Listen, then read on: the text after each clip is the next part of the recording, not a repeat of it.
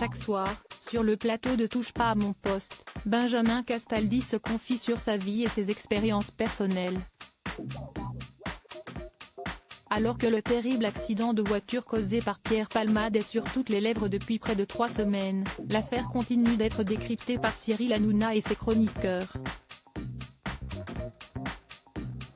Particulièrement ému par ce drame, celui qui croule aujourd'hui sous les dettes a voulu évoquer l'omniprésence de la drogue dans le monde du show-business. S'il assure ne jamais être tombé dans la drogue, l'ancien présentateur de Secret Story affirme avoir eu la faiblesse de tester cette saloperie lorsqu'il était plus jeune. Selon lui, la présence de drogue dans le monde de la télé devrait éclater au grand jour pour éviter de tels drames.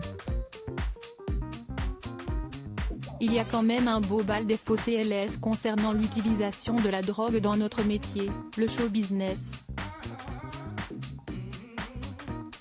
Est-ce que ça m'est arrivé? Je vais vous répondre très franchement, la réponse est oui. J'ai fait des soirées avec Palmade et j'ai vu un certain nombre de gens. Quand j'avais 17-18 ans, j'ai vu des gens extrêmement connus consommer des stupéfiants, a-t-il dévoilé sans fil. Si est-il un piège dans lequel on peut tomber très facilement malgré ses petits essais, Benjamin Castaldi n'a jamais sombré dans la drogue et n'a jamais été dépendant. Pourtant, il assure que l'usage de ces substances est très répandu. Il y a des tas de boîtes, vous allez dans les toilettes et si est un défilé. Si est un secret de polichinelle. Moi j'ai eu la chance de pas tomber dedans et pourtant il y a une période de ma vie où si je n'avais pas été entouré d'une femme, d'enfants d'amour. On peut faire des conneries. Moi j'ai eu cette chance-là.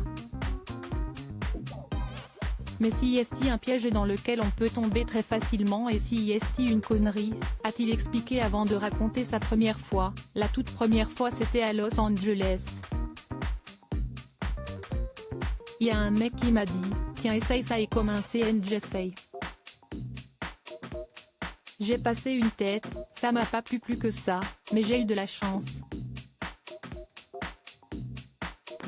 Si est de la merde parce qu'effectivement au début ça vous semble parfois extraordinaire et le piège se referme. Espérons que son témoignage trouvera écho.